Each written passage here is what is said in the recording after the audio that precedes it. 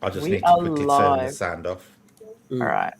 Hello, everybody. Welcome to another paranormal stream. Thank you all for coming in. Tonight we have Brett from Wolf Paranormal and Jackie from Ghostly Findings with us. Hi all. There you go. Hello. I've turned the sound off now. Thank you. How is everybody doing?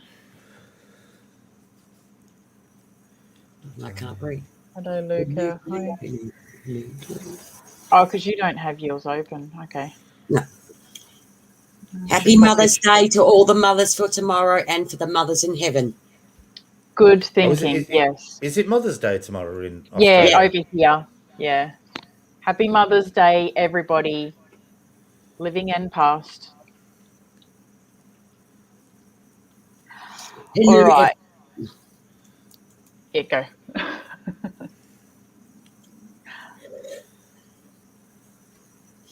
hello.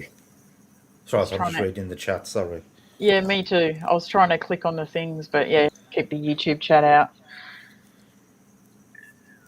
Good. I'm glad that you are all well. I hope that you are all ready for what is going to be a very interesting chat tonight. We have a topic that can be, I guess, a little controversial to some people, but I find it thoroughly fascinating.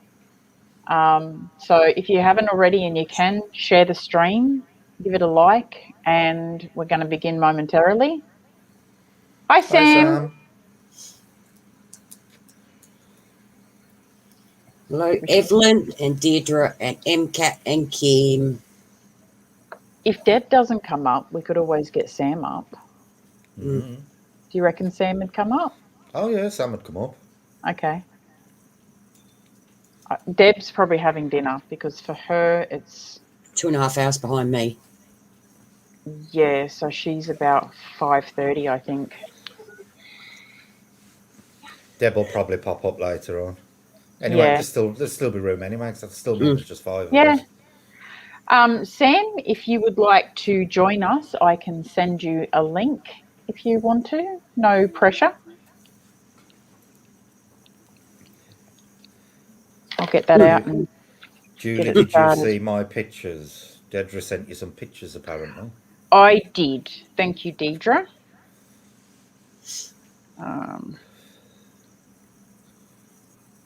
Oh, this is where it's difficult. Hang on.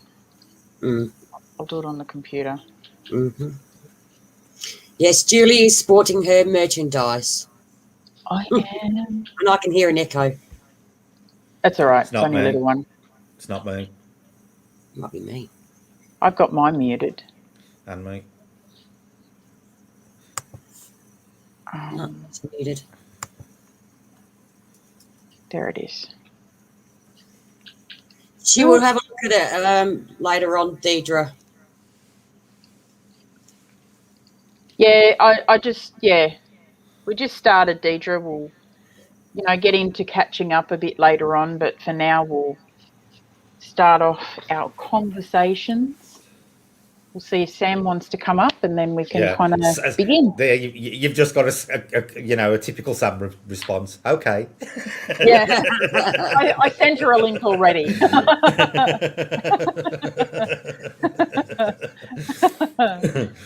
That's a typical Sam response. Okay. The good news is I had a great night's sleep last night. Oh, I was going to ask you. The mattress just hugs you. It's like sleeping in a cleavage. It's lovely, honestly. I wouldn't remember sleeping in a cleavage because I would have been quite honestly young. It's beautiful. It just folds. It don't smother you, but it just like folds around you and just keeps you in place. Oh, that would. Oh, I'm going to steal it then. That would be. It'd kind of be comforting too, wouldn't it? Like being hugged. Yeah. Well, the good thing is, I've washed my hair, Jack. I look like I've been dragged through an edge. Let me just mute myself for a minute. It's literally still soaking wet. It's got the cool gel as well, so it keeps you warm, but you don't overeat on it. It's great, honestly. Yeah. Best night's sleep I've had in months because the spring kept sticking through in the old mattress and digging in my back all night. Well, I wasn't Yeah. far off here, Deirdre. I got about that much sleep because I ended up with friggin' massive leg cramp and nearly smacked my head into the cupboard. I'll get a lot of, I don't know why, but ever since I've had the heart attack, I'll get a load of cramps in bed, in my calves and stuff. Sometimes I have to jump out of bed and stand up. It's that Oh, bad. I tried that and nearly face planted the wall. Have you cut back a lot on your salt? Yeah, It could be that. yeah, You I might had not to. have quite enough. Because if you got too Well, much that or too little, it'll give you cramps. it weren't my son jumping on the bed. It was Jason, my other half. Yeah. Screaming I like a don't. bitch because there's probably a bug in there or something. Deidre, I've had my hair all different colours. I've even had it pink mohawk, believe it or not, at Oh, one that would have point. been cool. Hi, Lunar Yeah. Eclipse. Welcome to the Julie stream. Hi, Luna. Hi, Luna. It must be me. This is pissing me off. It's not bothering me. I can't hear an echo. I can hear it a tiny little bit, like even now. So maybe it could be me or something. But Hang on, let me check my settings. I ain't feeding anything back. Do. I'll make sure my YouTube's muted. Yeah, mine's muted.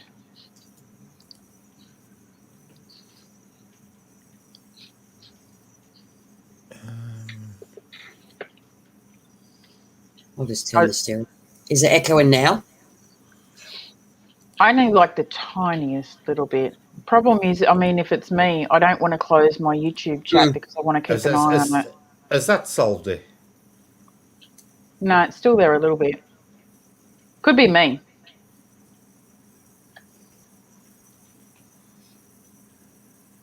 I don't know why it'd be me though. I'll just turn the computer up.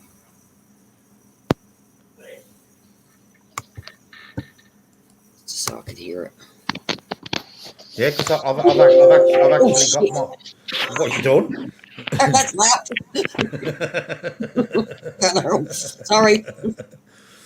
Sam's probably dashing around now, setting the cam up and arranging a sofa nice and everything to come on. I think so. She's not in the chat, so she must She'll be. be in. It's just popped up. Can you tell her? Yeah, I can hear the echo still. Dev, I've got the link posted in your messenger, and I emailed it to you, hun. So either one of those, you can check it. It'll be there for you. All right. Headphones back in. Can't have that fucking friggin' loud though.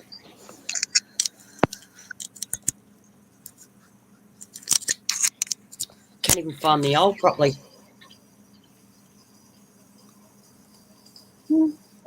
Oh God, that's So- loud.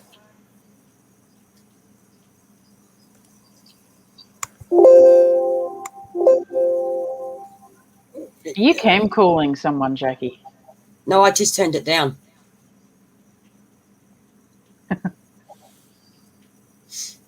On the computer. See?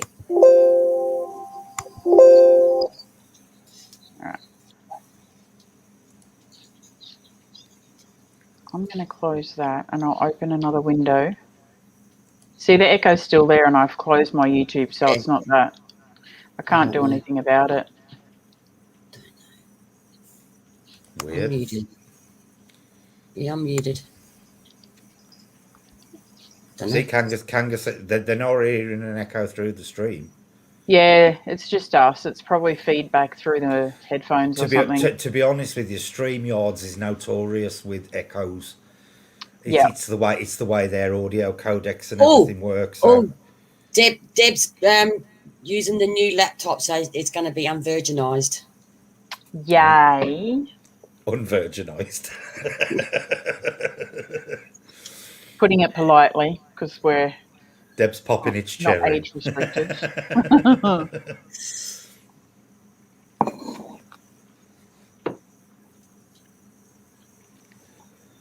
All right, we're just My waiting for the other guys to join us, guys, and then we'll start.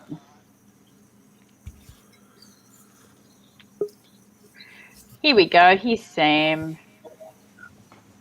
Hello. Thanks for joining us. Hi.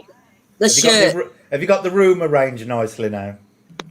No, what happened was my camera decided not to work. So that's why you are looking at me in 1971. All washed out. Sepia tones. Yeah. Yep. What's the shirt say, Sam? Haven't you seen Sam's shirt before? No. Paranormal investigator. If you see me run, run faster. Yeah, that's my motto. That's my motto. I like it. Always take someone with you that's not quite as fast. That's always take a friend to shove in front of you. Yes, that's what Rachel is for. That's what Rachel is for. I know what. Yeah, push them in front first, and you run for the hills. I know I can't run fast. I know I just can run faster than Rachel, so I'm fine. Deirdre, Julie is changing her channel around, so the mods have now been changed. Yep. I don't want to explain it here tonight, but I'll do a short video later on for you guys and kind of tell you the changes I'm making to the channel. But yeah, just changing them around. I physically can't run anymore, so I'm the best person to take if you want somebody to throw under the bus. Joking.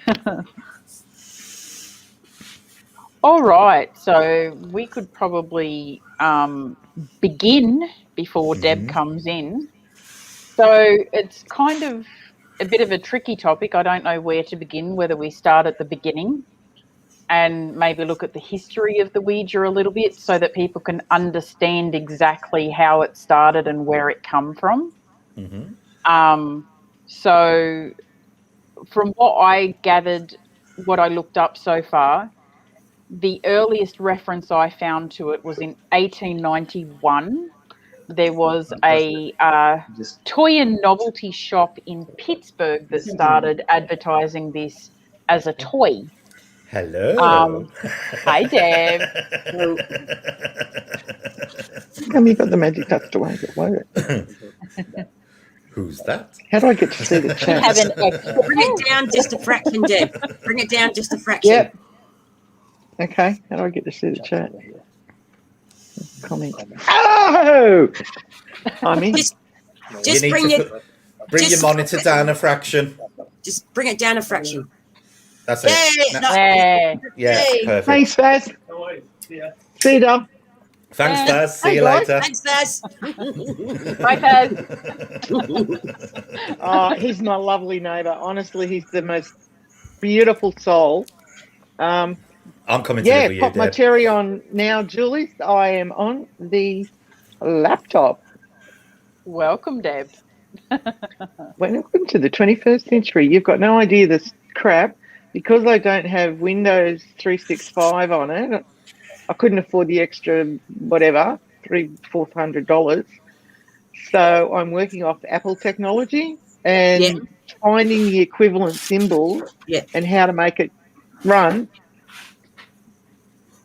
Is that how much they charge you over there in Oz to put Windows on a Mac? Dead right. You've got the option of a 6-month or a 12-month license, or like $900 for a lifetime license that only lasts 5 years. And I said no to all of it.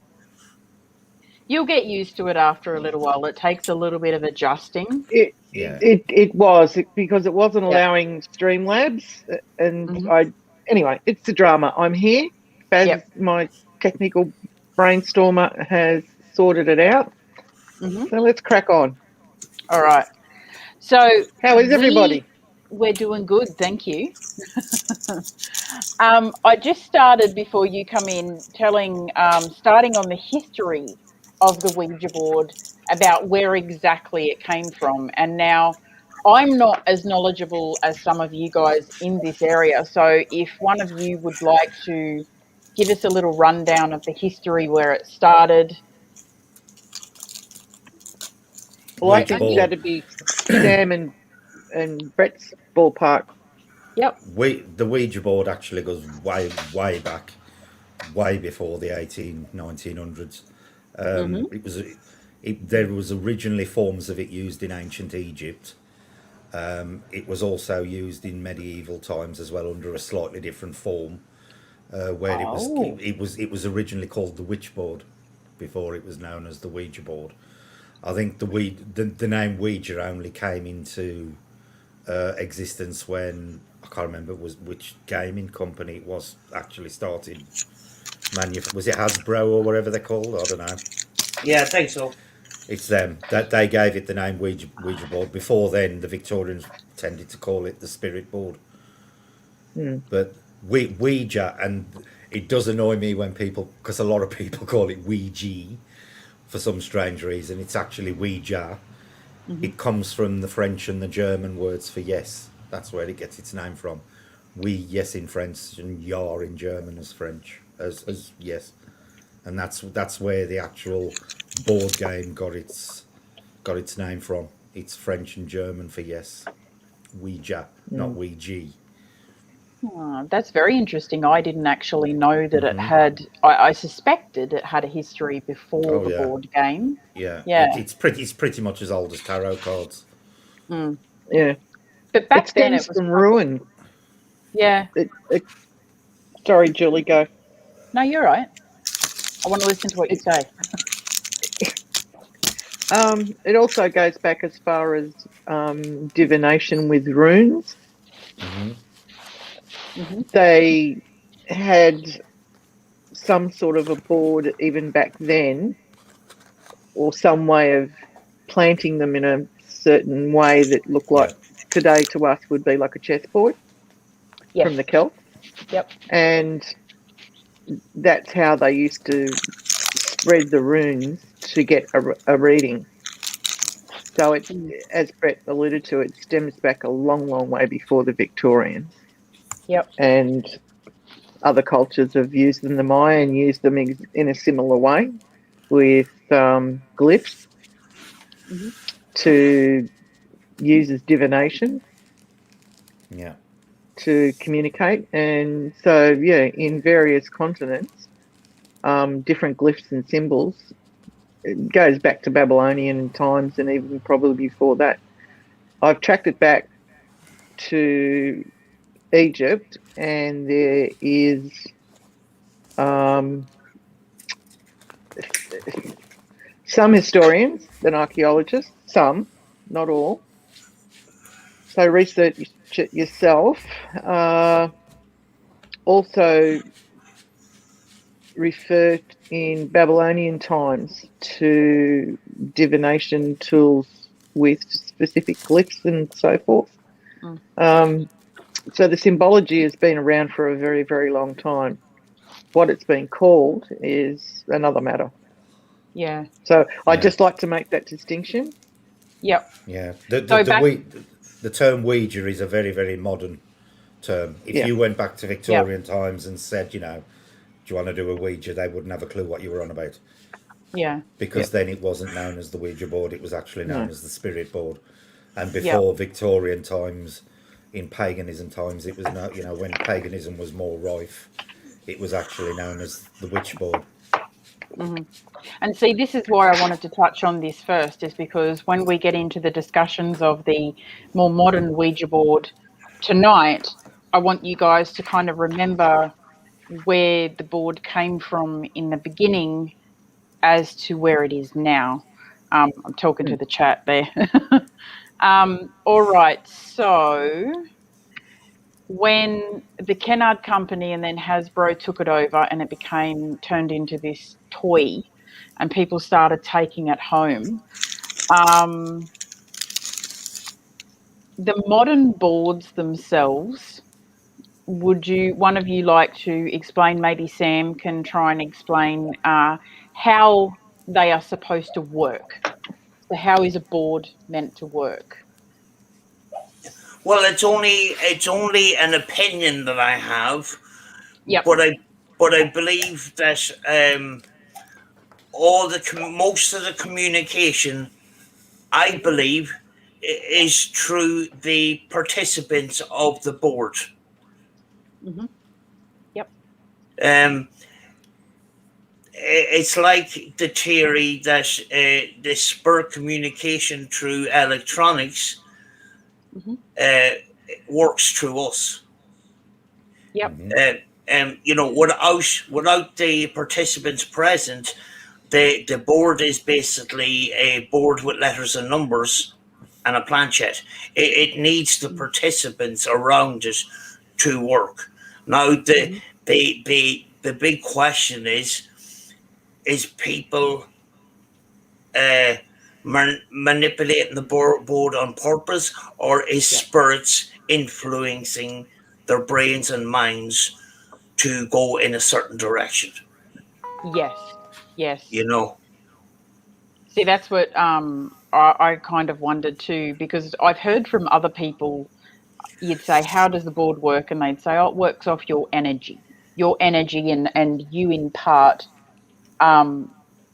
move the planchette and you kind of let it guide you where to go. But then other things that I've read have said it could be your conscious, subconscious kind of mind taking over, and you're moving it yourself and manipulating it without maybe not even knowing you're doing it at times.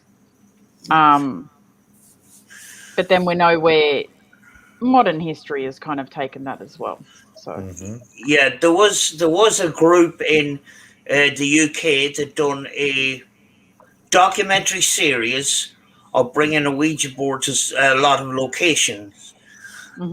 And they came to the conclusion that the Ouija board doesn't work, but they went into this with a bias that it wasn't going to work in the first place. So, that is a factor that people have to take into account. They went into the documentary in the first place trying to prove that it didn't work. Yep. Mind over matter kind of thing. Yeah. See, Yep. I first used a Ouija board when I was 11. What now? So I've been using them 40 years. I have actually seen, and it's only ever happened once, I have actually seen the planchette move with no one touching it. Okay. But it's only ever been once. Yep. So I think what Sam says is true 99% of the time, but there are the occasions when other forces can actually influence the board. Not very often, though. Yeah. Not very often at all. Yeah. I personally believe Sam's look on it that it is something influencing the people physically touching the board that moves the board more so than the spirits themselves moving the board, and that's an important distinction. Yeah. That time I saw the planchette moving on its own, that could be ascribed to something like a poltergeist type contact, where it is normal for them to physically manipulate objects themselves. I don't think that was as a result of them channeling through the board as such. I believe that that time when it happened, it was actually done by a spirit that was capable of moving things in the physical world. Yeah. If you look, I'm more into the electronics, and the electronic version of the Ouija board would be Bill's Chapel's digital dowsing. Now, and I believe that also will only gain results with the participant present, the operator of the piece of equipment present. When you think maybe the spirit box is a little bit of a Ouija board type thing, we recently tried to do tests of doing spirit box sessions here at home while I'm 3 miles away. Now, it worked for half an hour until I lost connection and that, but maybe I'm still connected because I'm connected with frequency energy. Sound creates frequencies, and frequencies is still energy. Yep. Absolutely. And very often communication is worked through energy, and frequency itself is one of those energies, you know. Mm-hmm. Kanga's just asked an interesting question regarding what propels the planchette. Mm-hmm. Personally, I think when people are touching it, I think it's actually the people themselves moving it. I don't think they're doing it consciously. It is a subconscious micro movement thing, but I believe that they are being influenced to move it. Yeah, I kind of have to agree. I mean, I haven't used it myself as yet. Well, I did once with other people, but I have watched very avidly a fellow who's been doing Ouija for many, many years, and he gets right into it. He'll take his shoes off and ground himself. Yeah, yeah. And he'll work with the Ouija board by himself, and that's what he said. To a point, it's him moving it. Yeah. But spirit come in as well. I think the only way to study the Ouija board scientifically is to map every participant's brain. Yeah. Yeah. You know, heartbeat, brain function, all that kind of thing. All monitor that, which I have no idea about. But even at that, you may not get answers to that. So very often when I say you cannot prove that through science, sometimes it's very difficult to prove things through science, you know. And the Ouija board is one of those. One ahead.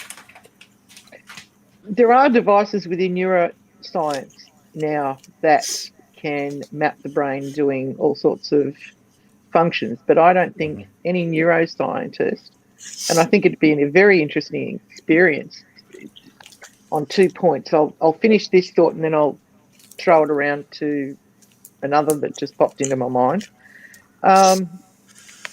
Neuroscience could look at the paranormal with a much more scientific technological advancement to study the brain within any thought process, synapses, all sorts of things like that. They can map it by MRI now in real time. The second thought I just had was that might be an interesting experiment at some point, is to use the SLS camera to map someone or two people preferably. It's never good to open it on your own, but to map them and see what happens as an experiment. We have actually used the SLS camera, but the operators of the SLS camera broke the first rule of SLS cameras, and that is actually moving the camera. My SLS camera is on a tripod because if you move the camera, every time you move the camera, the software needs to reset. You have to remember the SLS camera, the Kinect camera, was designed to put on the top of your television for a game, you know, and people are making their own, putting handles on them, moving them around. The camera sends out hundreds of little laser dots, and that's how it's able to map 3D imaging in that. But if you move that camera, the software has to rethink again. So that experiment wasn't, to me, isn't conclusive because the person was moving the camera around. If they used possibly my camera and put it on the tripod, maybe we would get results from it. But then again, it is going to map the people that are there. Yeah, it was just a thought that popped into my head. It'd be an interesting experiment to do. I think the SLS camera, the best place to put it is in a big room with no people in it. Absolutely. Yeah, with no people in it at all. So it would have to be it. Yeah, absolutely. No pollution of the experiment whatsoever. Yeah. the last time I seen a Ouija board session being done, there was a guy over their heads with this taser, setting off energy into the room, and you could smell the burning. You know, whether that did anything, I don't know. It was just a shot in the dark, really. You know. Yeah. No, look, I fully subscribe to any sort of experimentation, and maybe that's a good idea. Is from above, you could establish a camera that's looking down with the laser grid, with the lights, Yeah. and just use that and the mapping tools, set them up in different positions, and run a session and see what happens. I mean, it may prove nothing, but it'd certainly be interesting to watch. Yeah. I told the team that I work with that I would not use a Ouija board unless I was using it on my own and blindfold to eliminate anybody that's subconsciously moving the planchette. But possibly I could be wrong there, because it may need more than one person's energy to use that. Maybe it needs a couple of participants, you know? Yeah, it needs a minimum of 2. You can't just do it on your own. That's not necessarily a healthy thing, in my opinion. I've used them. Always used them on my own. Have I have you? used them with other people, but I've got no qualms about using a Ouija board alone. None whatsoever. Yeah. See, this is something interesting too, and Kanga kind of said before, you know, what are the rituals for safe use? How can you use one safely? Before we get into that, though, I would love to pick your brains about, and I know some of your opinions, about how you feel about the Ouija board personally, and going into how some people believe it's an evil object and how they're portrayed and things like this, because a lot of people are like Kanga said, you know, do you have to say a Christian prayer before you use it? Or, you know, some people believe demons are going to come through the boards and things like that. So let's get into the heavy of it. Yeah. All right. So let's go around the room. Brett, start us off. Right.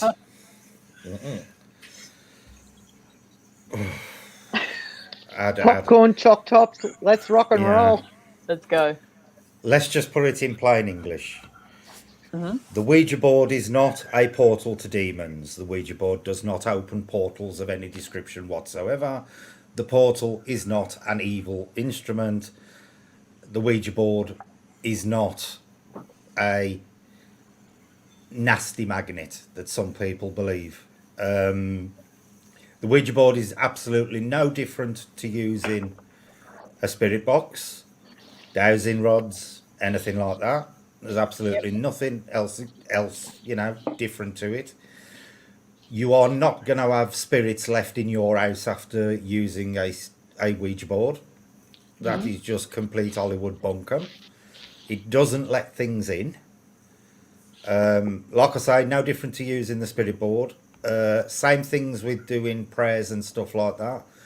Personally, I believe religion should be left at the door where paranormal's concerned, and Christianity, as an example, severely frowns upon contacting the dead in the first place. So I do find it a little odd that people pray to God or whoever it is they pray when that God doesn't approve of what you're doing in the first place. It's a lot of Hollywood bullshit basically surrounding the Ouija board, and it's got ingrained into public opinion, and people watch a couple of films with Ouija boards or The Exorcist or whatever, and then all of a sudden they are experts on the Ouija board even if they've never used one. You know, they've had absolutely no experience whatsoever, and suddenly you've got all this, which, bear in mind, this is just my opinion. All this bullshit about, oh, you know, I did a Ouija board and for the next 3 weeks Satan was sitting in my wardrobe growling at me every night. It's complete and utter crap. And I'll leave it at that for now in case I upset anybody. All right. Thank you. Jackie, do you want to touch on anything? No. All right. Sam. Go for it. What's your opinion? The Ouija board is a piece of wood or a piece of cardboard with a planchette that's normally made out of plastic. Yep. If it's haunted, why is any one of my 20+ radios not haunted, or any other piece of equipment that I've used? I think Hollywood at some stage will come up with a film about a haunted radio. Yeah. I haven't seen it yet, but it's it's probably on the cards. But I don't put my energy into that kind of nonsense. Can I interrupt you a second, Sam? There is actually a film out there already where that somebody was contacting the dead through a radio, and I cannot for the life of me remember what it was called, but I watched it last year. Yeah, my friend told me about it, but I haven't seen it yet. Yeah, you know? I cannot. But I think it might be called Signal. I think It rings a bell. Yes. There is one out there, Mel but it's Gibson. it actually portrayed it in a positive light. There is yet to be one where it displays it in a negative way. Then things will get interesting. Yes, it will. You know, this is one of the reasons I walked away from the ghost hunting community on YouTube. Because you got your intros with scary crows and graveyards with dark haunted images and stuff like that, and the scary music. I'm not into that nonsense. No. I'm a sort of more basic scientific look at things and just pure basic, no Hollywood hype, which that's what it is. It comes from the television, it comes from films. Yep. And the Ouija board just happened to be a victim of that entertainment, you know. You know, like any spur communication, you're going to get negative and positive. It doesn't mean that it's demonic. Demonic is an overused word on platforms. If you were in contact with a demonic spirit, you would not be picking up a camera and filming it. You would feel that bad, you know. It's not something that you want to film. If you're being attacked by a demonic spirit, and I believe I have been attacked once. You know. All right, Deb, what's your opinion? Ditto to all of the above. I think movies have a lot to do with our preconceived ideas. I fully support 110%. Bless you again, Jackie. Sorry. Haunted dust. You'll be getting orbs next year. What a Ouija board is. And I don't, like Brett, I don't understand if you're a Christian or you follow a particular structured, organised religion, why you would be going near that or have a fascination with paranormal in the first place. It'd be the least likely thing you'd want to do because you'd be breaking one of your own precepts. So let's just leave that at that. Yeah. As for a number of points have been raised, I think, you know, I mean, you've only got to look at movies to look at how they've twisted any sort of object and made it good and bad, and unfortunately it becomes folklore, and that's the image that sticks, and that somehow becomes urban legend and fact, and nobody bothers to look further into the reality of what they're looking at. They prefer the scare tactic, the scary bit, thrill, rather than really looking at what they're dealing with. I believe, my personal belief, in my humble opinion, it is no different to using, it's a communication device for divination, and it's no different to using an S-box. Or rods, they go back a long way as well for communication. I believe it's energy. Yep. I also think there's a very sound argument to be made for what Sam said a few minutes ago regarding energy and the subconscious. you bring to the table, and we've all talked about this before, it boils down to intention. What you want to happen will happen. We create our own 100%. realities. Mm-hmm. So if you want the spooky thrill, chances are you're going to get it. And you will misinterpret what is actually happening. Because if you really open up a spirit board, you feel the energy. You really do. Mm-hmm. It's neither negative or positive. It's what you bring to the table in your intention and in your mind. So if you've had a negative experience with it, and suddenly you need, your house blessed and all that sort of stuff, or however you cleanse or whatever gods you pray to,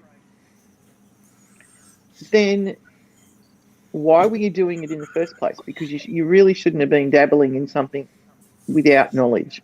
And this is a point that I will drive at time and time and time again. What you see in a movie is not fact. It is not based in reality. And if you wanted to communicate with dowsing rods, which is a perfectly legitimate tool to use, or an S box, or some other means, I mean, how do you know with mediumship and clairvoyance and all this other palaver that carries on? It's their interpretation of what's happening. Now, that could be real and unreal, and plenty of them that have gone on TV that have been found to be fakes, and yet for a period of time, people believe every word that comes out of their mouth. They are literally speaking fact to you. They're picking up, dead this, and somebody was Jack the Ripper's victim, and I feel the energy and all this carry on. It's not true, but you're only watching it for titillation, for the thrill. Mm-hmm. So understand that what you're seeing in movies like The Exorcist and other, things, is simply there for entertainment value only. It is not as real. Once you go to use that item, you have to learn. It's like driving a car. I would use the analogy of driving a car. A car can be, in the wrong hands, a lethal weapon. But in the right hands, it can be a very comfortable mode of transport and not threaten you or anyone else. Mm-hmm. Well, see, this is where it kind of comes into my story too, because when growing up for me and watching movies and hearing experiences from other people, I'd never touched a board. And I was absolutely petrified of them. Petrified that if I touched one, something bad was going to happen. And then once I started doing this and I started researching and experimenting and finding out things for myself, I started realizing that most of what I knew was not real. And say, for instance, like with your examples, if you're already in the mindset that something bad is going to happen and you're sitting in a room with the Ouija board doing something, every creak, every noise, everything that happens around the room, it could be a mouse running through your wall or something, you're going to think it's some demonic spirit in your room with you, because you're so on edge, you will believe anything. And I think that if you strip all of the beliefs away and start fresh with a board, I think you would find it is so very different to what you are told to believe. Mm-hmm. Absolutely. So, yeah. See, that's another mindset that people have got to get out of. Negative does not mean demon. There are a lot of negative whatevers they are out there. They are not demons with horns and out to, doing their best to recruit you for hell. People need to get out. People need to get out of this mindset that everything negative that happens is some raging demon from the seventh hell or whatever, because they're not. Yeah. They're not. Dante's Seven Rings, Inferno, Seven Rings of Hell. I thoroughly recommend it as a book, but it's fiction. But it is an interesting use of mythology to depict the layers that you would go through. But that was when I was 25. I think this is just an observation from tonight and other discussions we've all had over time, probably. I think another difficulty that the paranormal field has also got is language. A language to understand that is neither negative nor positive. Because you just mentioned the paranormal, and automatically, demons, ghosts, negative connotations hit people and they run a mile. And they're not understanding what they're trying to mess with or look at, or why someone is interested in a particular topic, like the paranormal. So I think sometimes we could all, if you just chose one word that seems to be common in the paranormal, for example, I don't know, demon or evil, go around the room and I'll guarantee you everybody has got a different definition. So I think we need to be very mindful of just banding a label to cover everything. Does that make sense? Yeah, see, the other problem in the paranormal at the moment, and particularly on YouTube, is buzzwords. Oh, yeah. Things suddenly become, buzzwords, and just because the odd team does it, big team on YouTube, it suddenly becomes gospel. Portals, perfect example. Attachments, perfect examples. Yep. Zozo the Demon, Dybbuk boxes. They have his day. Yeah, they all suddenly become buzzwords, and everybody suddenly starts believing in them, and everybody suddenly starts encountering them, and this is the problem. And particularly with Ouija boards, a lot of these buzzwords have are now actually connected to the Ouija board. Portals, demons, evil, all that kind of stuff. They're now connected to the Ouija board, and it is all as a result of modern day media, without a doubt. It's like the next biggest thing. Yeah. Yeah, I think a lot. See, the reason why I pulled out of the ghost hunting community is it's all scripted around TV shows. I'm not going to mention one particular show, but it's scripted around that. And I myself have been a victim to that, and that's why I went back to basics, and I started a different channel. That channel is probably one of the most boring channels on YouTube. It's audio recordings with communication sometimes in them. Yep. The paranormal sometimes is extremely boring, is extremely time consuming. To be honest with you, Sam, I'd correct that and say majority of the time, not some of the time. Yep. Yeah, me too. When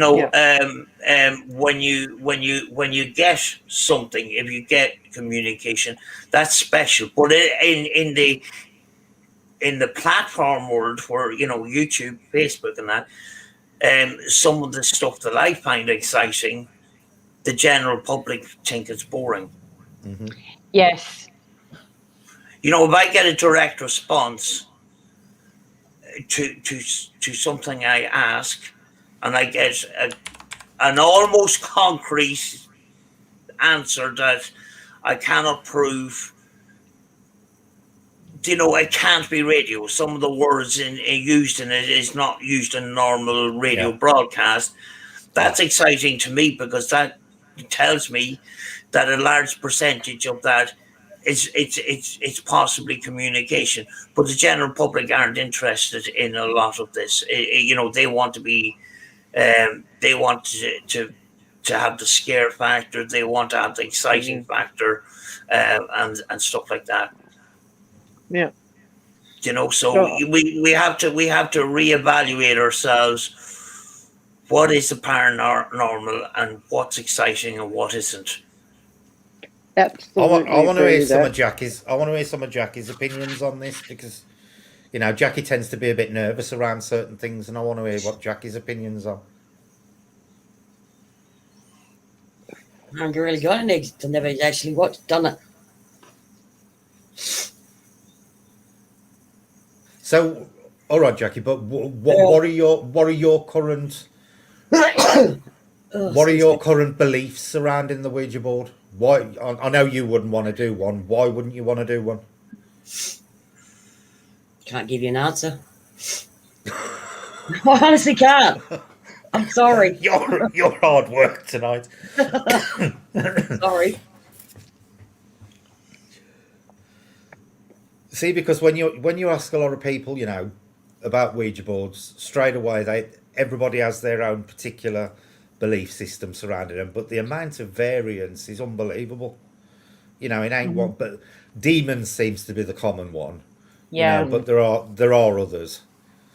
But you can trace them all back to media, every single one of them. Yeah, you can.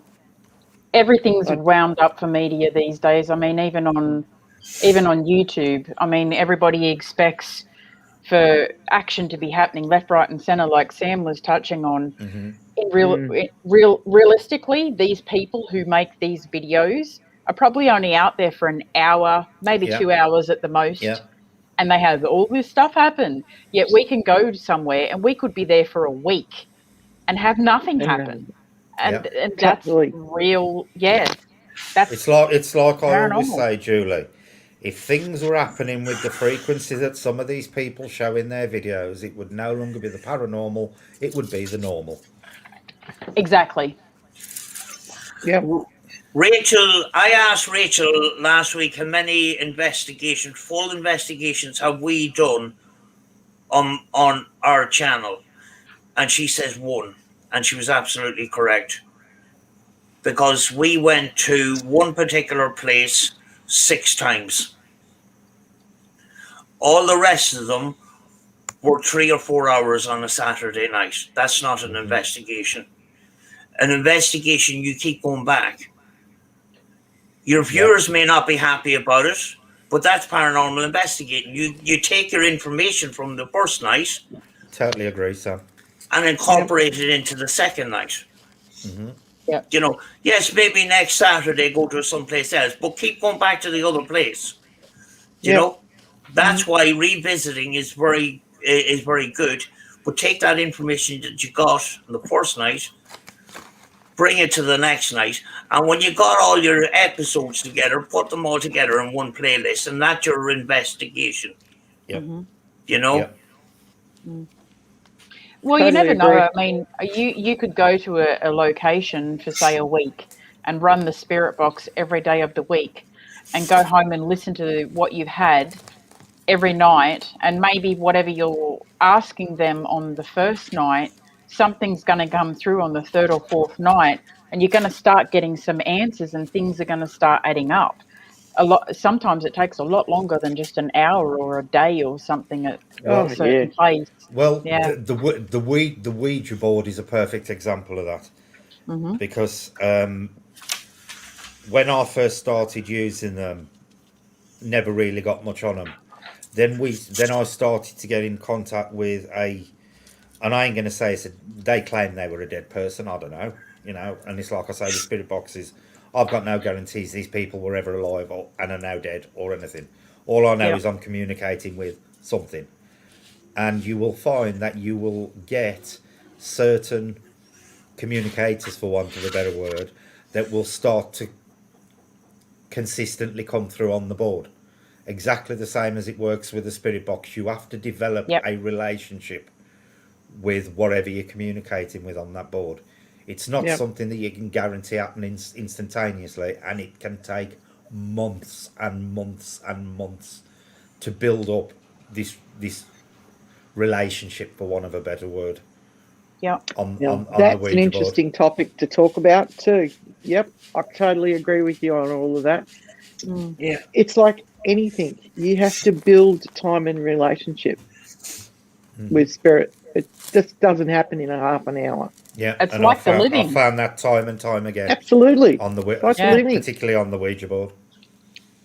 Yeah. I like what Brad says. Here, I've done over 200 plus Spirit Box sessions recordings here, and I'm still trying to figure out the familiars. Mm-hmm. You know, because I'm still asking who's here, what's your name? Yeah. I haven't got to a familiar yet. I haven't got to a place where I say, hey, Jack, can you come back? We spoke to you yesterday, blah, blah, blah, and had this conversation. It's actually not there yet. You know? Yeah. Yep. It can take a very, particularly on the Ouija board, it can take a very long time to build up a relationship with somebody or something, for want of a better word, that you're communicating with. Don't get me wrong, you can stick a Ouija board down and have instant communication, but to build up a relationship with where you're going to get consistent stuff from them, it takes months, absolutely months. Yep. Yeah. Yeah. I wanted to ask Brett, who used a Ouija board a lot. What do you feel when you feel you have connection? Do you feel a static feeling on your body? Yes. You do. The whole atmosphere in the area, you can feel it. It changes. I ain't saying everybody can, but you know, but I certainly can. You can tell when what's going on is genuine compared to somebody say shoving the planchette. There's a certain atmosphere in the environment you're in that changes. Yeah, because I've been working with spirit boxes for a couple of years, and it's only the last 6 months where I'm feeling the energy. Yeah. It's kind of weird. So maybe I'm only getting the connection now. That's why I asked you about connection. You know, about this static feeling on your hands, face, feet, and body. Yeah. You know, it's kind of interesting you say that too. I've had it very very gently, I would say, a couple of times, but the one time I had it the most would have been at Yulee Road when I was there with Jackie that night, that everything went crazy. And I mean, I had static energy to the point my hairs were standing up and dancing on my arms. Yeah. I've never felt anything like that. That was crazy. Yeah. It's it. It's actually believed that it is static energy. Yes, you see paranormal investigators going out with EMF detectors, not static detectors. Static detectors are very, very cheap. You can get them on Amazon. You can get them on eBay. You won't get a physical graph of them, but you'll get a red or green light. Yeah. When static is detected, you know, and it's like, you know, if you're kind of sensitive, you go into a place and you walk into a wall of static. Yep. You know, it's kind of like I sometimes use my hands like this, and you can feel the wall of energy in that. Bring a static detector, see will it react in the same sort of way. I totally agree. You know, like EMF detectors in general, they pick up man-made EMF. Now, spirits supposedly can manipulate that, but they generally, in a lot of cases, don't produce that. It's more static electricity that a lot of people are now looking towards rather than the electromagnetics. You know? Ozzy's asked an interesting question there. How come people feel drained when doing spirit boxes? Now, for me, I suppose everybody's probably going to be best answering this in turn. For me personally, I do not believe that a spirit has to drain anything off a person. I think that is more a psychological thing with people expecting it to happen. You know, everything, but no matter what it is in this universe, it eventually breaks down to energy. And I think anything you're communicating with is its own form of energy. It doesn't need to suck off you like some kind of energy vampire. I personally think when people claim they're drained, it is more of a psychological thing than a physical one. That's just me personally. Yeah, I think for me, I don't know.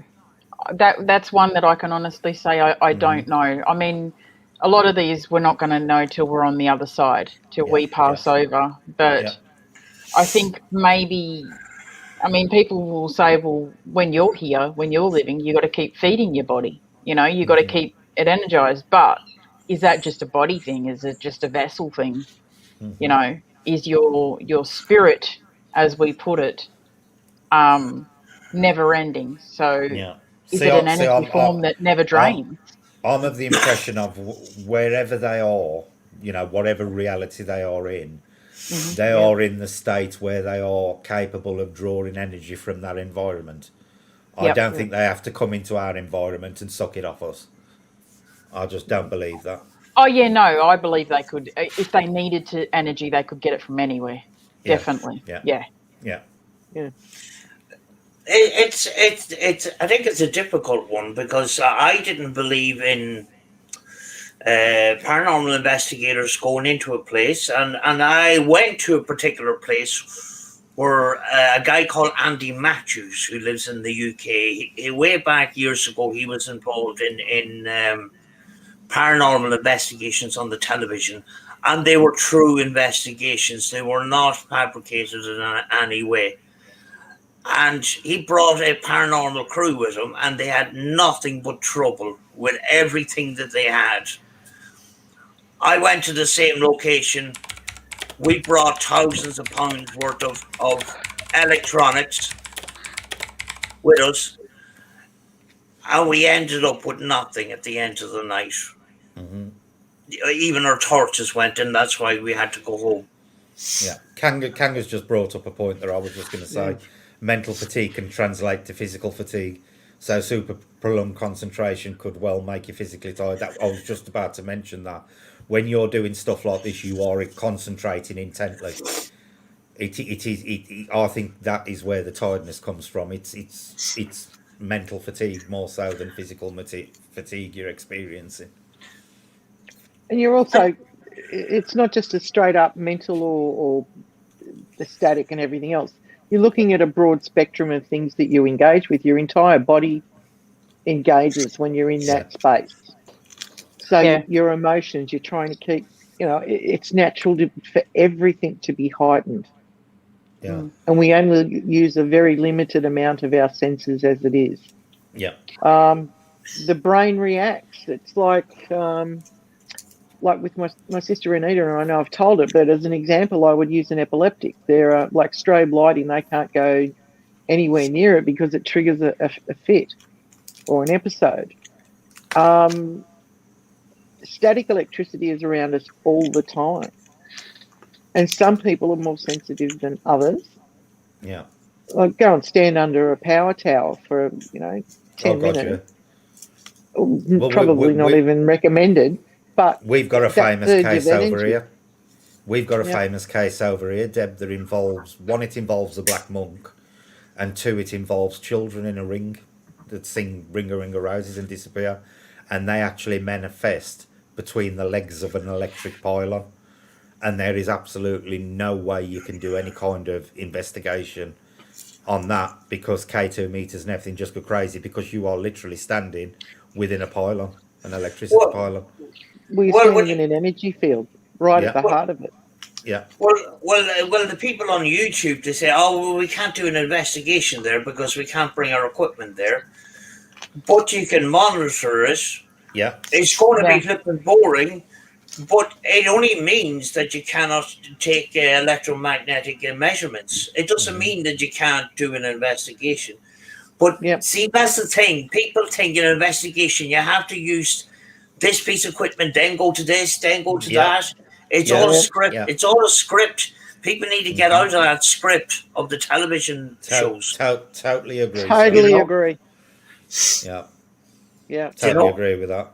See, I do believe that they can make you feel and experience things, but I personally don't believe they're behaving like some kind of energy vampire towards the living. I do believe that they can influence you with energy, but I don't think they need to suck it off you. No. I do feel drained at times, but maybe it's my body fighting the static effect that sometimes I feel. Yeah, You could know, very well be. Yeah, and as I said in the chat there too, like a lot of people, not a lot of people, but some people actually use white noise for when they go to sleep or to calm children or stuff like Yeah. that. So maybe it has that calming effect on you Yeah. too, and Well, you feel tired. they have proven that the frequencies within white noise do literally affect the brain. Yeah, It's Well, a, that's a it's scientific fact. yeah, it's the Yeah. same It with does. it's the same with electromagnetic fields. Correct. Yep. If you are within a strong electromagnetic field, you can physically start hallucinating. That is Well, scientifically proven. absolutely right. I mean, it's like if you want to start going down a real rabbit hole, it's like what they did with the Montauk and what's that other ship that they made the movie out of? The Anyway, Philadelphia. that's the one. Thank you. That was all radio energy. Mm-hmm. Now, that was an interesting I'm principle. just popping to the loo back in a sec. That they made a ship in 1941 or 2 go into a different dimension and experience something. And then when they tried it again in an earlier timeline in the 90s, they actually switched. And, I mean, it's a very interesting mind thought of a movie, the Philadelphia experiment. But they tried it and it worked. They made the ship visually disappear.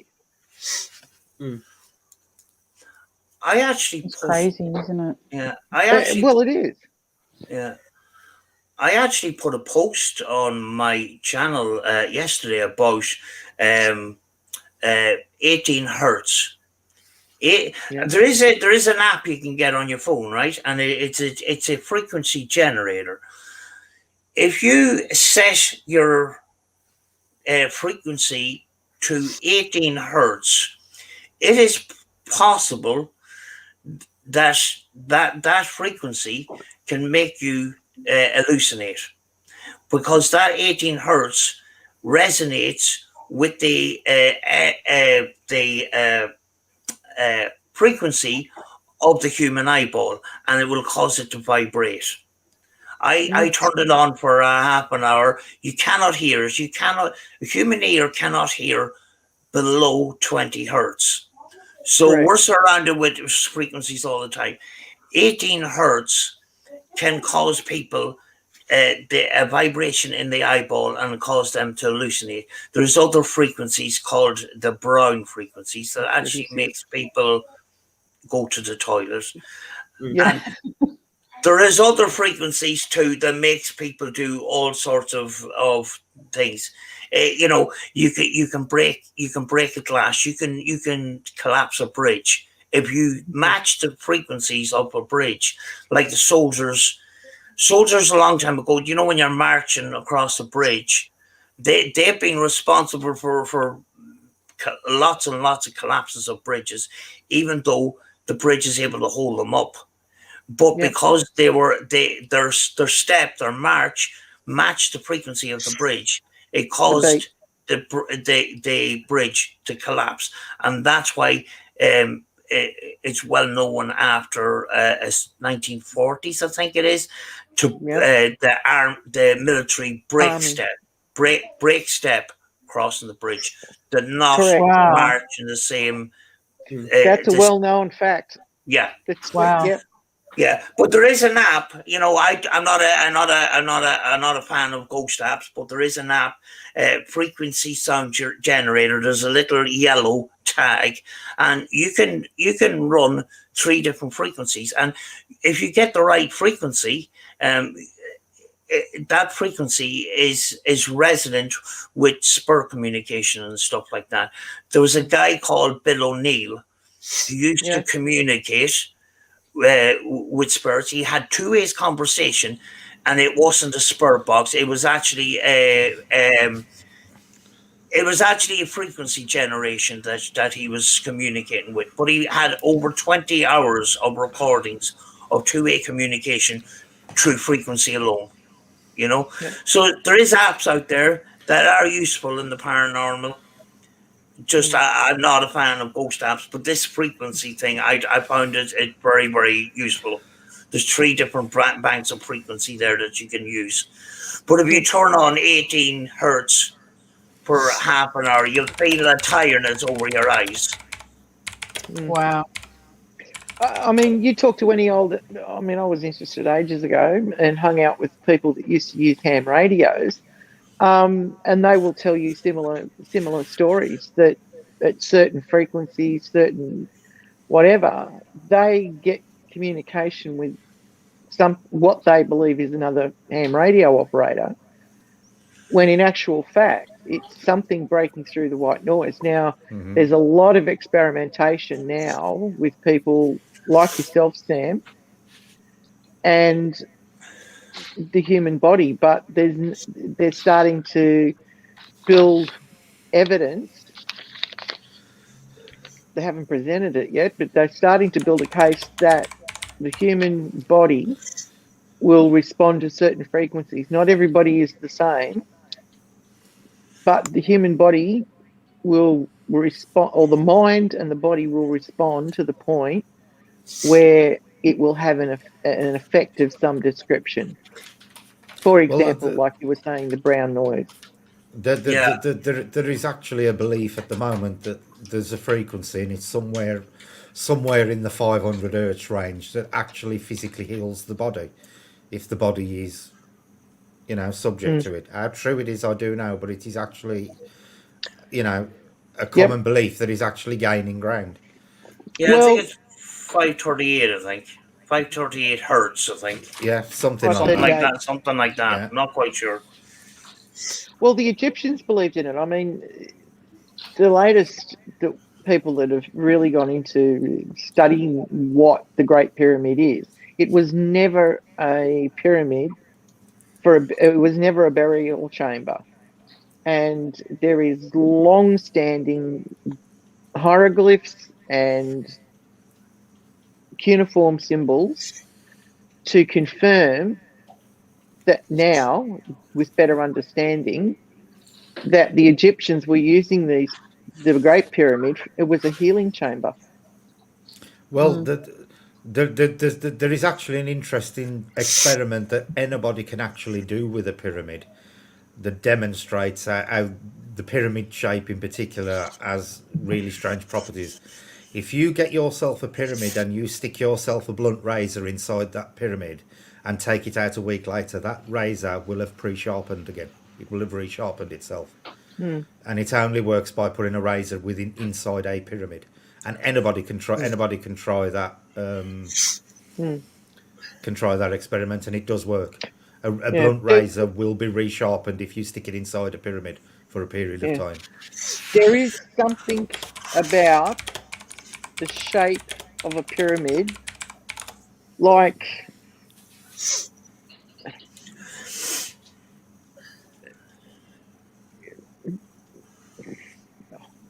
what's a good way of putting it? Geometric shapes and symbolism that the ancients knew long before we did. And all that history and knowledge has been lost in time. Yeah. And a lot of the hieroglyphs, even in the Mayans, used it, going back, even at the one in Vietnam, Thailand, Angkor Wat. They're reevaluating now what they thought the symbols meant, and a lot of it was around healing. Yeah. So see, this is why I think crystals go back thousands of years, because now we know scientifically that certain crystals do resonate at different frequencies. Quartz being your perfect example. Quartz is not only a natural frequency amplifier. If you subject quartz to any kind of pressure, it becomes piezoelectrical and starts to generate its own electrical field. Yes, it does. I've tried that in experiment myself, and it happens. I've used crystals for that. I think there's a lot of ancient knowledge that knowledge they had in ancient times that we have lost, and but the idea of the crystals has remained because in those times they knew the properties of them and they knew how, and a lot of how it to back use then them. was also very much. You can go back to the Hittites and further. There is cuneiform evidence of this now being understood. You've only got to go to follow through the Arabic language and symbolism and their medical knowledge. They were hundreds of years before anyone else. A lot of Ben Al-Kami's uses of devices now still influence medical surgery to this very day, in particular to removing cataracts. The same instruments and the same principles still hold true now, and that was over 7,000 years ago. Yeah, it's not just a European. It's not a cult. Look at original cultures. A lot of the knowledge was written in cuneiform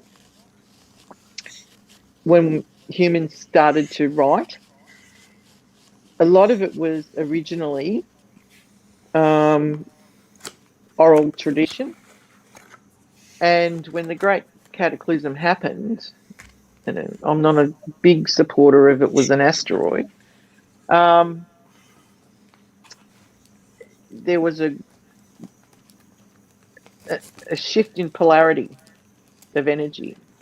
And the north went to the south and the south went to the north. well, that happens about every 200,000 years anyway. We're overdue for the Correct. polar flip. It's a repeating effect. It's a repeating event.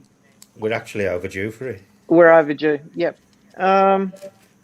What I'm saying is, and confirming with sound and healing,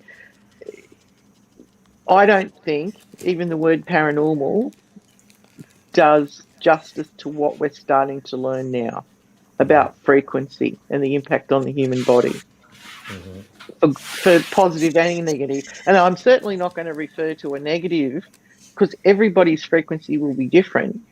Yeah. As a bloody demon. I mean, Right, we've got majorly off topic here. We need to get back on topic again. Deb kind of trails off. There's too much bloody knowledge up here. Sorry. Deb, I'm exactly the same because as soon as you hear things, you start to connect them to other stuff you know, and it is so easy. It is so easy to do. So easy to do. That's why I'm very fascinated with the work that Sam's doing. I'm a big supporter. Yeah. I don't particularly know what I'm doing. I'm only learning, actually. But what you're doing and like experimenting and spending time with all these boxes and everything you do with your ITC and that, you're learning and you're sharing your knowledge with other people so that they can learn too. And that's one of the things that paranormal investigators should be doing. They should be questioning everything and never stop learning, never stop looking into things. Yeah, now Julie's taking us off topic now. Yeah, well, the people that I'm learning from lately is the guy that actually made my box,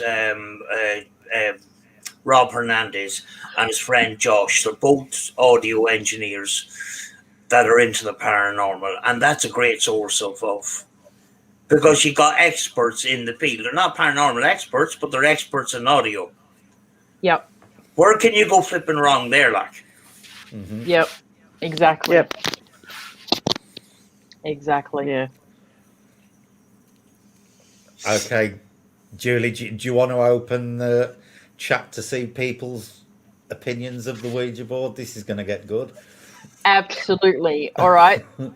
Guys, if you have questions that you would like to ask, if there are views of your own that you would like to share with us about the Ouija boards, put them in the chat and we will do our best to share our opinions and knowledge.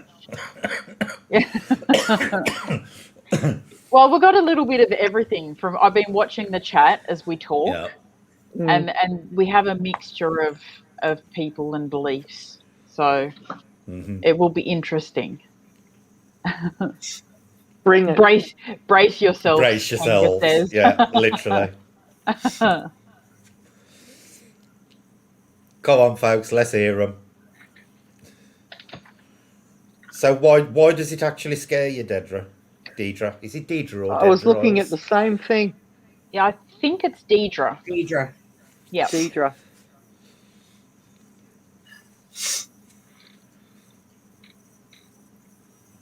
Let me go ahead. I'll try and grab your channels, Sam, because Luna's asking about your second channel. Second channel. It's Life After Life ITC Research.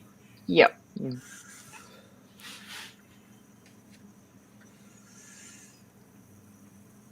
Same as this one, but just ITC Research at the end. Just.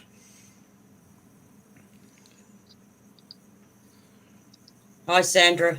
Good morning, Sandra. Hi, Sandra. I'm sorry I caught the tail end of your live this morning. I have had very bad things happen after playing with one. See, this is the thing. People use the term playing. They are not a toy. And this is what people have, they've got to get away from. Because modern thing, they are viewed as a game. And they are anything but a game. Mm-hmm. Yeah. Absolutely. I think the Ouija board is just another tool like today's modern stuff, yeah? Yep. I agree Yeah, with that just one. divination communication tool. Bingo, that's it. Yep. Everything from being held down in my bed and scratched and choked. But you cannot say that is a direct result of the Ouija board. That could have happened had you have been talking to somebody on a spirit box. If you'd have decided to use a spirit box that day instead of a Ouija board, exactly the same thing could have happened. Wait a minute. Who was that said something about an ancient language? How do they know that? French could be an ancient language to some people that don't speak it. True. As far as the board goes, I said earlier that it's like any other spirit communication object. And you treat it the same as you would a spirit box. Totally agree. Totally agree with that, Luna. Yeah. There's no experts here, Kanga. No, I'm not. There's no experts in the paranormal. No. Well, I'm not an expert, not by a long shot. We're all still learning. There's experts within the field, but not a paranormal expert as a whole. Yeah. There's sound experts, there's image experts. Yeah. All very, very useful, but no paranormal experts as such.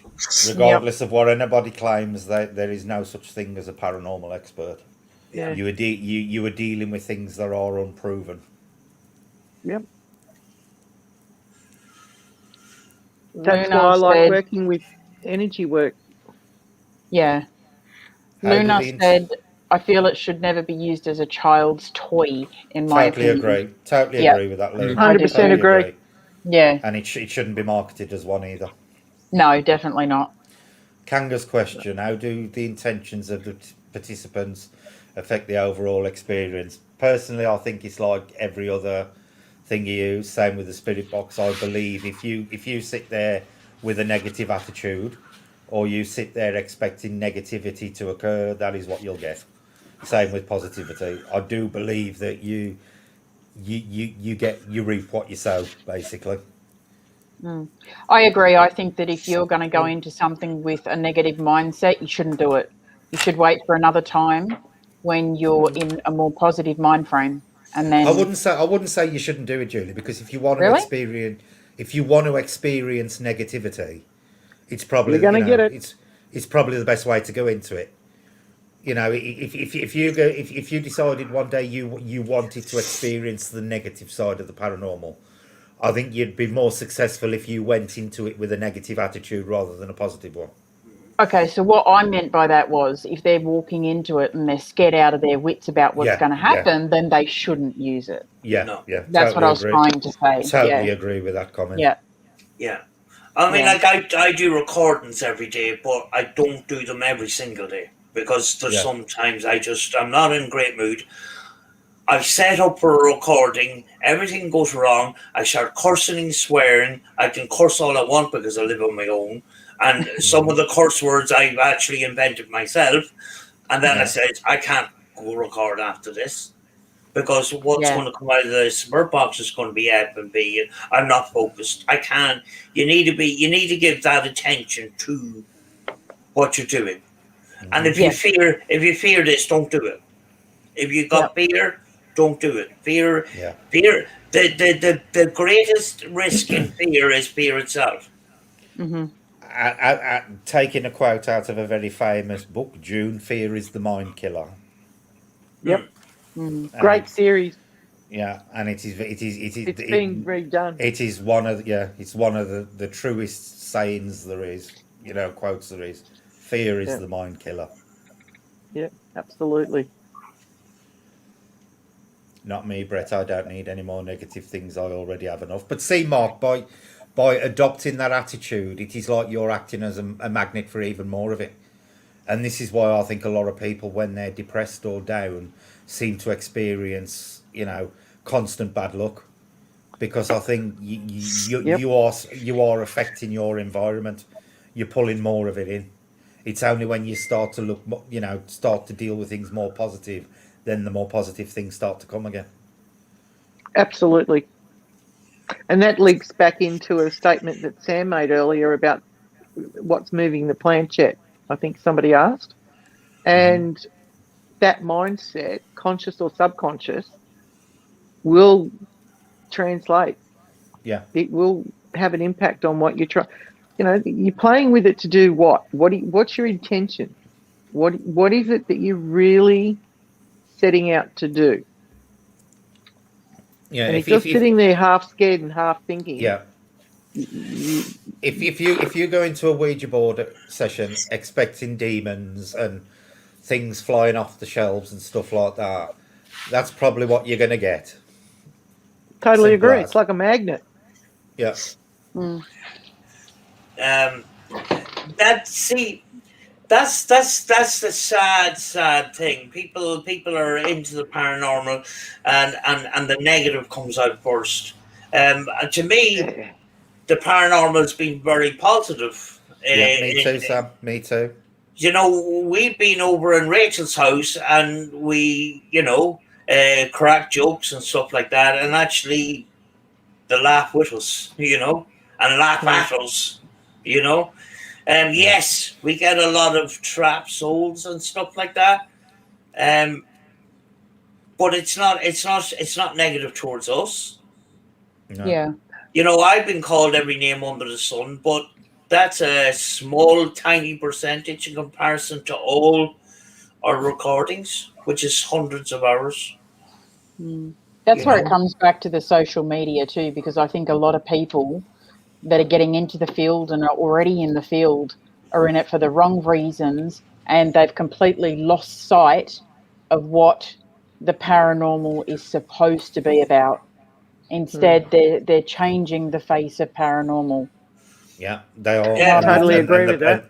And the problem, particularly on YouTube, is a lot of these channels aren't actually interested in the paranormal. The paranormal is just a platform for likes, views, and money, basically. Exactly. I was asked recently if you got a full-bodied apparition on camera, would you share it with the public? And I, a while ago, would have said, yeah, I would. But now I'd say, maybe I won't.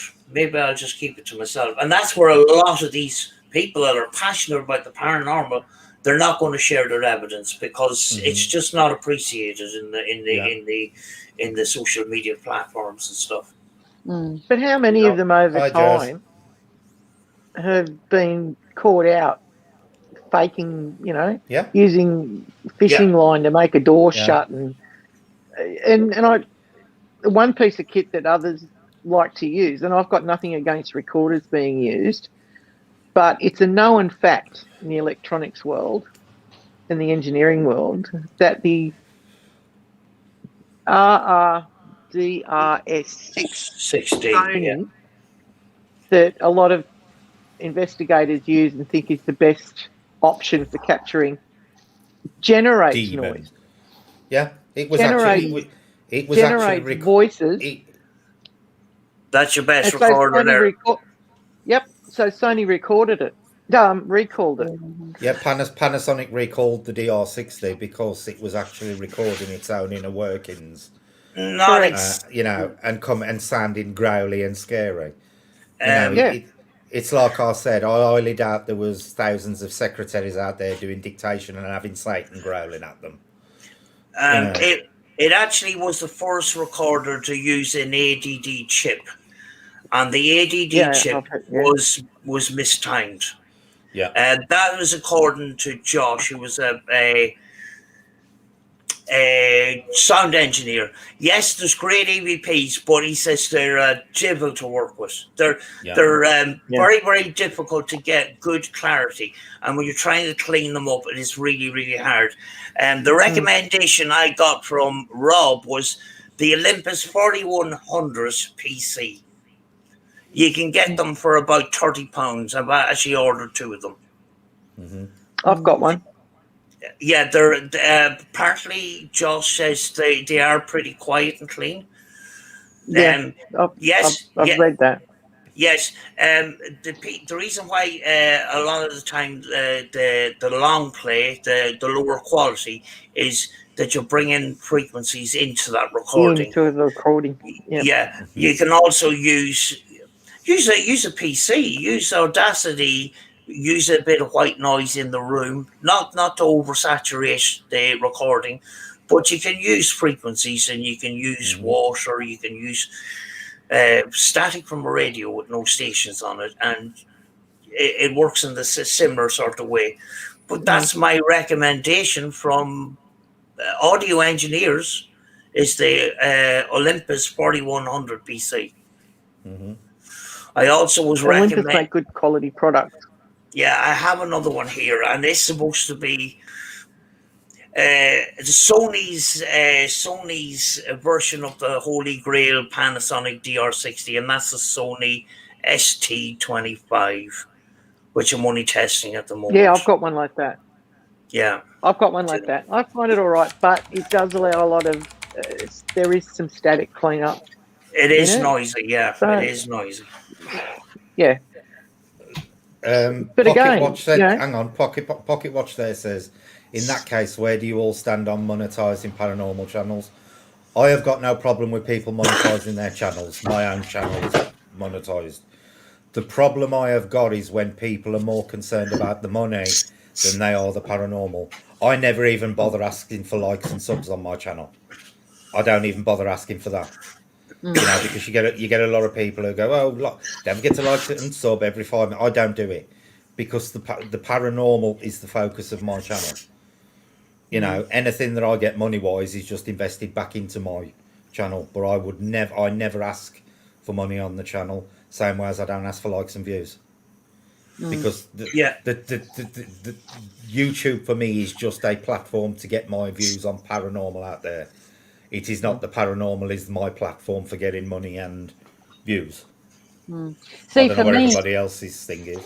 For me, at the moment, what I do, I mean, some people like Sam, the way that I edit and stuff is probably a little more entertainment, although when I do delve into like the paranormal stuff that I get, it's legitimate. However, in time, when my kids are older and I can travel and not have to worry about having babysitters or tagging kids along with me, my channel will have a complete turnaround and it won't be like it is now. But at the moment, I'm so limited to what I can do because I am a mum. Yeah. So, I mean, that's where it stands for me. Jackie, you've recently monetised. What's your opinion on it?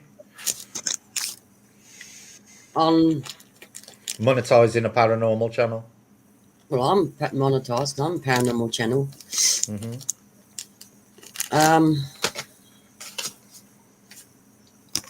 Oh, I don't know. I don't have a problem with monetisation, but I don't push people no. having to like, No. you know. You Yeah. know, push them to Well, sub the to your thing- channel. My channel has been monetized for 12 months. I only created my merchandise last week because people on here were asking for it. You know, that's how much I push my stuff. Yeah, I mean, like, you know, some was put a lot of time into it, but you will see channels, and you know by looking at them, you know, they're begging for subs, they're begging for views. Please Yeah. subscribe, please. Every 10 minutes, the call to action. You know, you get to know what people's priorities are. Yeah, you do, Sam. I You know, totally agree with that. you know, I spend most of my time on my second channel now, which has only got 180 subscribers. And at the moment, I'm happier there. But, you know, I still get paid a small amount on this other channel. But, you know, I put that into getting pieces of equipment and researching that. But it's not my bread and butter. I'm not. Yeah. But you'll see a lot of channels begging for money. And I've seen that. That's when you start to question what's the priority here. Is it entertainment? Is it money? Or is it the paranormal? Yeah. Or You know? all of the above. I agree. Yeah. Absolutely. Yeah. I mean, I've seen a lot of people too that like fake a lot of stuff, and they got millions and millions of subs. And I'm not going to mention names, but the moment something happens, they turn around and I'm losing so much income, and I need you to go watch my videos, and and it's like, yeah. you know what I mean? People are You're looking for taking it. the food out of my grandchildren, my grandbabies' mouths. Or baby mouths, yeah. Well, People. hang on, let me work. In 12 months, I have only been paid out twice by YouTube. That's how much I ask people for money. Yeah, I don't.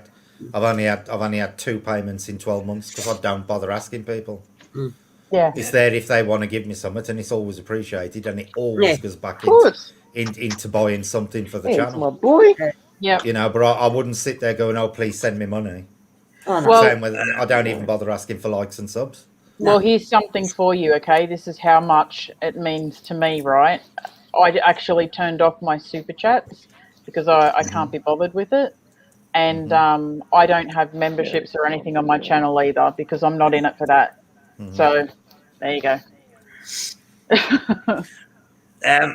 I think a lot of these paranormal entertainment channels, what they're looking for is instant gratification without putting in the work. Yeah. Yeah. I agree with. I totally agree with that, Sam. Totally agree with that.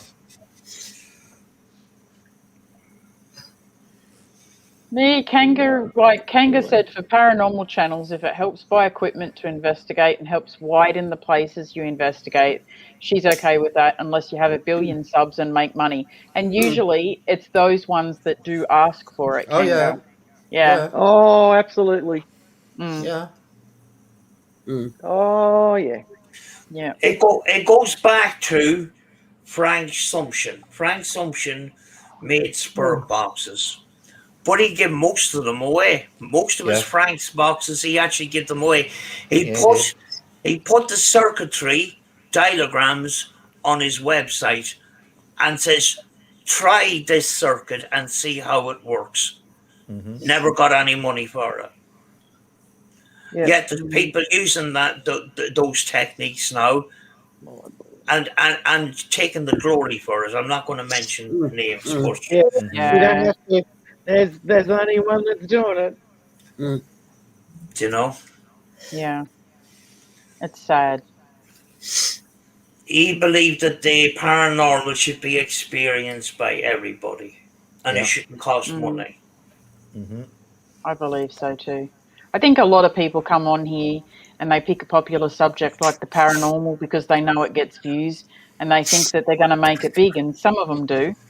and they're in it for the money purely. And you know, a lot of people will come in and be your best friend, and then suddenly they're off, and they're like, "Share me, I want to So be famous." And you yeah, have to question the fact when they do get big is how legitimate is their evidence, because you're not Absolutely bullshit. you're not getting We're that doing it much for real evidence tonight.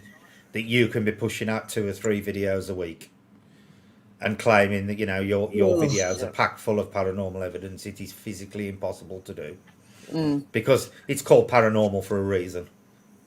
It yeah, don't happen that exactly. often. I think 80% of my revenue is actually coming from other content, like car videos and visiting places, like a scenic thing, without the paranormal being involved at all. And that's actually giving me the views. The top videos, I do Spirit Box session. I don't get them views. It takes time to get them views. But the ones that are generating actually the revenue is scenic videos and car videos and stuff like that. Well, look, they're just urban explorers, and they put the haunted shit in. A perfect And they example say, of "Oh, this. there's the noise." Yeah, I've got my headphones on, and I can't hear squat. A perfect example of this was a guy called Michael McGee, who a couple of years ago started a channel claiming his flat was haunted, and he ended up with hundreds of thousands of subs, and then it was proven he was faking all the way through it.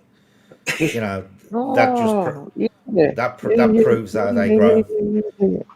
It proves how they grow. He was doing things with plasma balls, but what he was doing was using masks in video editing to make it, to make it look like the plasma ball was responding to him, and he got strings on things, and he was pulling them across the floor and stuff. Funny enough, Michael D. McGee's never talked about. He hasn't been talked about in years. Yeah. Now you got to reach back in time for that one. Yeah. But that's the perfect example of how these channels grow big, because they fake. Because that's the only way you will grow big. Because a lot, like it or not, the vast majority of the paranormal viewing community aren't interested in genuine paranormal research. They want to see the kind of things that Ghost Adventures do, and let's be honest, we all know Ghost Adventures is bullshit. They've been caught so many times. People have been conditioned now to think that is how a genuine paranormal investigation goes. I mean, bloody Zach gets possessed at least 5 times every episode. I mean, yeah. Hey, Sandra said that some of the big channels now have a donate button. What's that about? Yeah. Where you have the join that comes under your video, and you have like and dislike. There's a little heart, or not a heart. It's a tip button. You press it and you donate money. It's not gone out across the board. It's certain channels. Yeah. But along with like and dislike and join, there's a little appreciate button, it's called, I think. Something like that. Well, can't they just appreciate with an emoji instead of money? Yeah. No. But at the same time, when you look at YouTube across the board, some people have made a crust from it. They've created themselves a job. Yeah. But if they do it in an honest way, I have no problem with that. But if it comes a priority over paranormal evidence, then that's when we have problems. Totally agree with that. Yep. Because you got to be honest, this is not a cheap hobby by any stretch of the imagination. There is that point. It is not a cheap hobby. But I use my money, to do my hobby. I'm in the range about 4 or 5 grand. I probably never get that money back, but that's my hobby. If you're into cycling, you'll buy a fancy bike. Yeah. You're not going to get that money back by your hobby, but you'll get enjoyment from it. Yeah. Well, I've just spent over £3,500 on building a new computer for the channel. Yeah. It ain't cheap to do. No, it's not.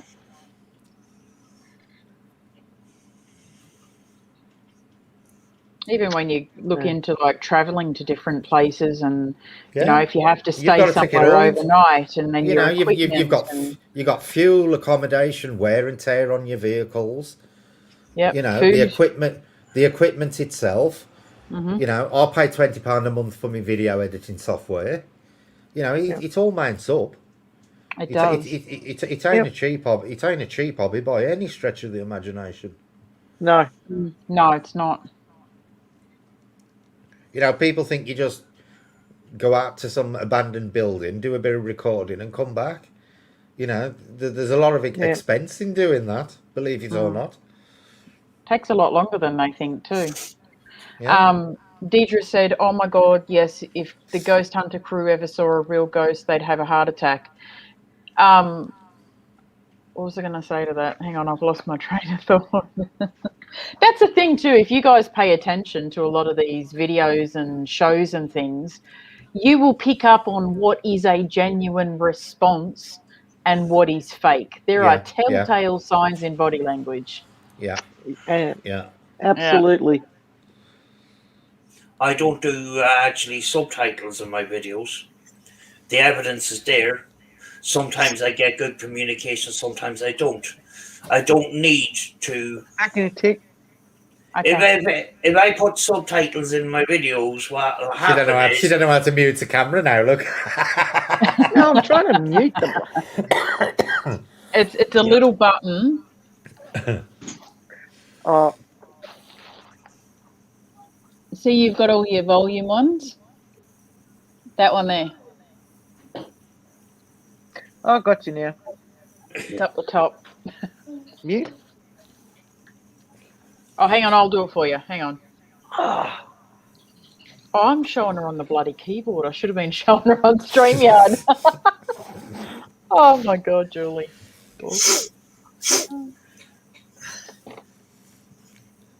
To be honest with you, Pocket Watch, I actually like certain people who do jump scares. There was a channel over in Ireland that I used to watch a lot that Sam knows of as well.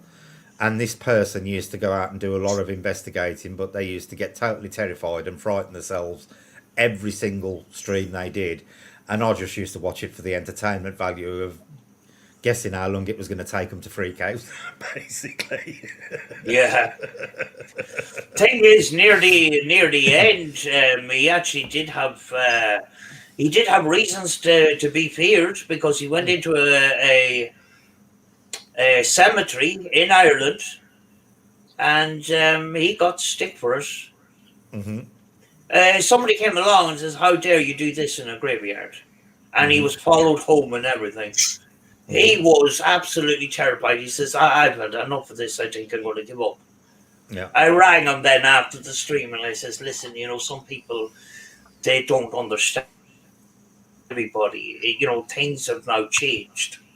You know, but some people are still left in the old mindset." And I think Ireland is one of those places that still has that. It's caught up in religion in some sort of ways. It's kind of getting out of that a bit, but it's still there, you know. Yeah, it ain't that one I was talking about, Sam. It was the freaking out in the farmhouse channel. Oh, that's a UK channel. She's Irish, isn't she? No. Oh, ain't she? I thought she was Irish.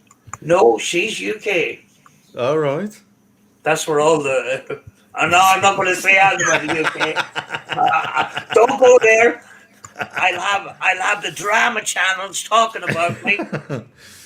But it was hilarious because this person used to go out and do these investigations every single time, and they would suddenly start screaming and shrieking and crying and all sorts of things. And I just used to watch them for that. I just used to find it entertaining.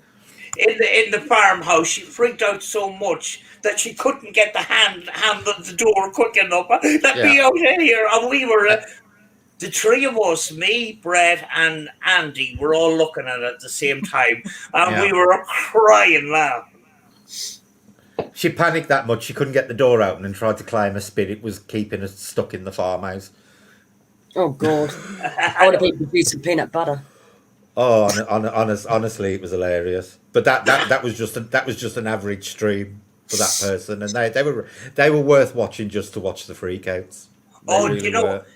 every week she would have an episode in her house, and it just paranormal activity seemed to start when she lined up all her teddy bears on the couch and all her equipment, and her husband was out.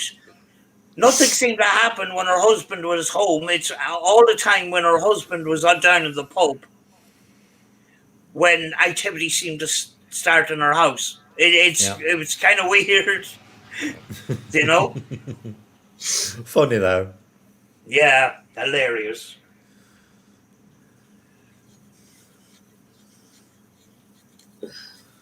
Good. Thank you, Mary. You shouldn't worry about people giving you super stickers. No, I mean they're wasting their money anyway. I mean, if they give me $2, I get to keep about 20 to 40 cents. Yeah. That's it. They keep the rest. Yeah, Found that out. they're a little bit. They're not Heavier? very crystal clear YouTube on what you get, because they claim they take 30-odd%, but by the time you work it out, it's closer to 50. Or more. Yeah, believe me. Yeah. Believe me. I know, Kim, and I appreciate it, my darling. Yeah, it's no wonder YouTube is a multi-billion-pound company. Oh God, yeah. Yeah, without a doubt. We're actually, well, we get paid. We're actually working. If we were in a regular job, we'd tell the boss to go stop it. Well, from what I've made money wise off my channel, I am working for less than a penny a week, probably. Yeah, Same you here. know. Do you know with all the super chats and that people gave me over my birthday and when I was first monetized, I think I earned, what was it, Jackie? I bet 30 you or couldn't get to 40 Victoria's something dollars. Secrets fast enough, could you? $30 or $40 something. Yeah. I would have had well over $100 if I had have kept the money from super chats and stuff, but because they keep it. Yeah. But I made 12 cents in my first month, I think. I was proud of that.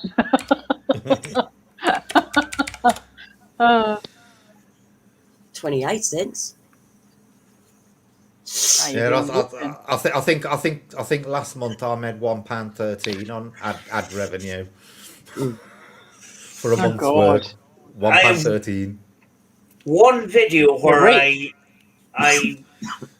made about £13 with 20,000 views, and I actually, if I put that 20 quid into the travel I did to go to that place, filling the place for the day, putting my food and all the rest of it, I actually didn't make an awful lot, actually. Yeah. Yeah, it's terrible. Sounds like slave labor wages. Exactly. Yes. This is the point, Kanga. YouTube make an absolute killing by charging the adverts, these companies for their adverts, and then these companies are making a killing by the money they're generating off their adverts. Yeah, they're making a lot. Believe me, it doesn't trickle down the pyramid in any way, shape, or form. Do you know people who come onto YouTube thinking they're going to be millionaires are going to be severely deluded unless they get a really, they turn into PewDiePie. Yeah, a couple of weeks ago, I was actually having a bit of trouble with adverts. I was getting adverts for Life to Afterlife series by Greg McLaughlin, who does fake paranormal ITC sessions. Nice. It really, really annoys me. Talking to Jesus and Michael Jackson and stuff. Oh God. Fairy, I wouldn't want to sponsor because I don't want to turn my channel into promoting something for somebody. My channel is there for people to, have a laugh about the paranormal and other things. I really do not want to, turn my channel into a sponsorship deal. That's how other people do it, though. Yeah. Yeah. Do you know one of the biggest people in paranormal that are still alive? Annabella Cardoso. She's less than 600 subscribers. Yeah. Yep. That's the truth. Do you know? Right, go and enjoy your Walmart shopping. Yeah. Jackie, I've been to entertainment I've been to a Walmart in Florida. Honestly, they're nothing special. It'd be like going to your local supermarket in Australia. Apart from them just worse badly dressed in Walmart normally compared to anywhere else. And loads of people called Karen. Yeah. Yeah, there's an awful lot of Karens in shopping in Walmart. Walmart actually own all the Asda's over here, which is one of our big supermarkets. Oh, so Asda's basically Walmart. Yeah, basically. Oh, all right. Oh, yeah. If they tag your channel, it'll show up, or if they put ghost hunting equipment, then it will show up in your feed. Nothing you can do. I'll tell you something. Facebook spies on everything. The amount of Australian things I get on my Facebook is unbelievable. I sent Jackie and Julie one last night that suddenly popped up on my anything Australian related now pops up on my Facebook. Oh, the kangaroo thing. The kangaroo thing, yeah. Yeah, they do though. I was on the phone to my sister, a phone call, and I was talking to her, and something came up in our conversation, and I never searched for it in my web browser or anything on my phone. You got an advert for it on Facebook. Yeah. They listen through your mic and everything. Same when I'm looking for stuff on eBay and stuff. I get recommendations from Wish on Facebook. I hate Wish. I cannot stand getting adverts off Wish. I know all the government secrets. See if they come get me. I'm convinced. I know my Alexa listens to everything I say, and and Amazon have actually admitted that it monitors. They claim it's just listening for the word Alexa, but it ain't. Yeah, right. Yeah. I think my television is the same, but my television is plugged out most of the time. Yeah. So what is the good thing with being monetized? The only good thing about actually having your channel monetized at the moment, unless you're a massive channel, is it does help bump you up the search engine analytics, your channel. Yeah. That's about the only bonus to it at the moment. Yep. Yeah. The only thing is, and it's very, very sad, is the ones that are not legit are the ones that are shouting the most, and they're the ones that are going to come up at the top of search. Yeah. That's right.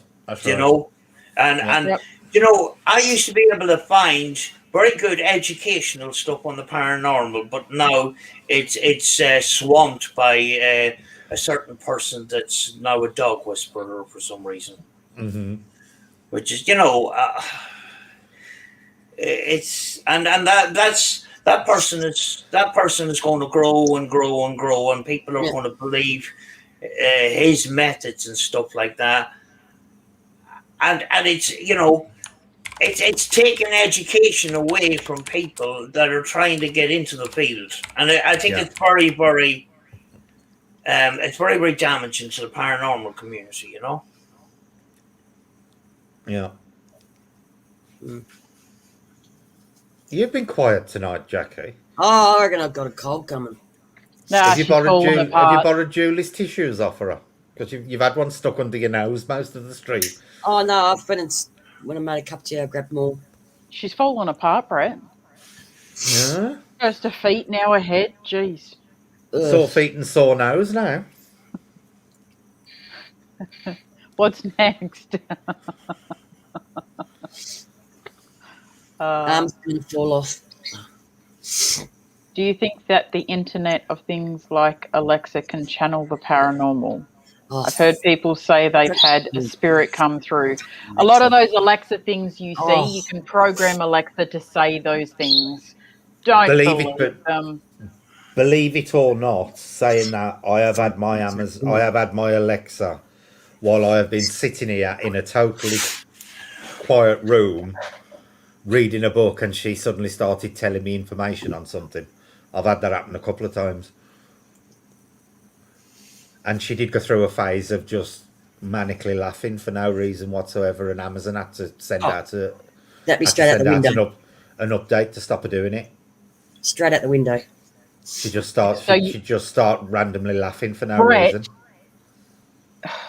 You're a fool. You could have been internet famous. Why? My haunted Alexa. Well, yeah. But I have actually, I've actually had my Alexa activate itself a couple of times and start telling me about something that I haven't even asked about, and there's been no sound in the room at the time. Well, if you type in YouTube haunted Alexa, guarantee you there's loads of people who've already done that. There will be without a doubt. But that would be still classed as ITC, actually.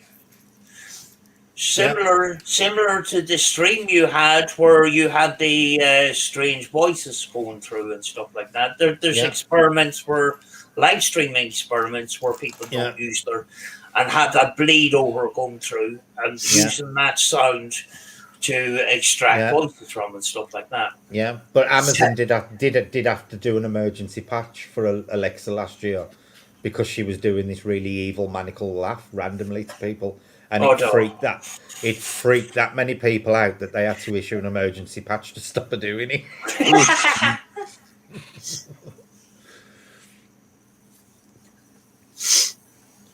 Terminator 2 had the early scoop on where we're heading.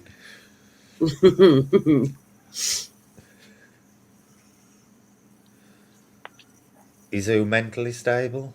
Who did Dedra say? More spies, Alexa, Siri, and the Internet of Things.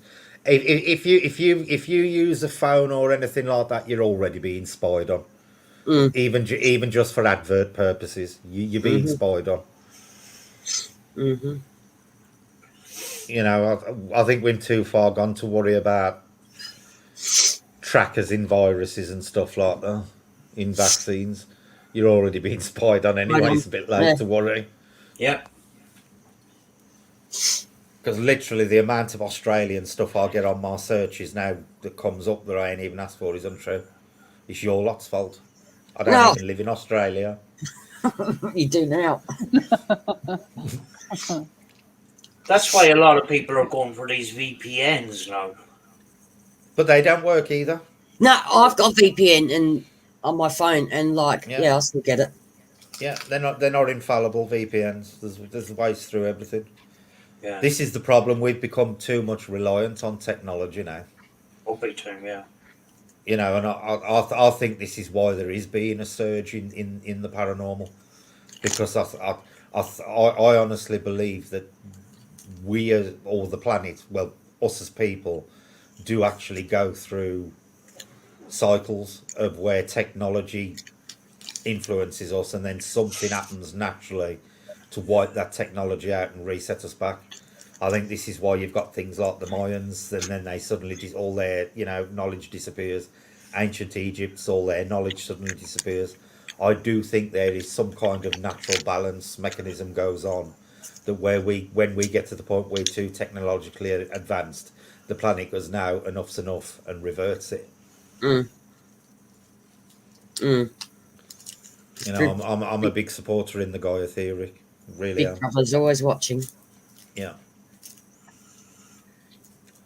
Deb, you've muted yourself. Now she can't remember which button to press to unmute There you herself. go. That's it, you've done it. I did it. You're done, Deb. Hi. You sorted, Deb. Ding dong day. Deb. How's that? Yeah, But you're fine. I read the day Julie sheet. unmuted you. I'm sorry. You're welcome. I've still got. Is it the planet or aliens that revert it? No, I think we have gone through a cycle where man has got to a certain technological level, and then something that automatically happens to knock that technology back. I really do. You know, and that's been demonstrated throughout history.